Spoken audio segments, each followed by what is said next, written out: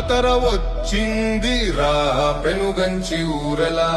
ఉప్పు మోతల మధ్య గంటలు మోగే జైకారలు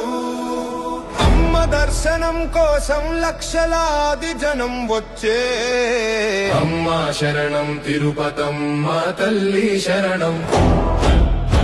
గుడి నడుమ వెలుగులు జిలుగులు రంగులు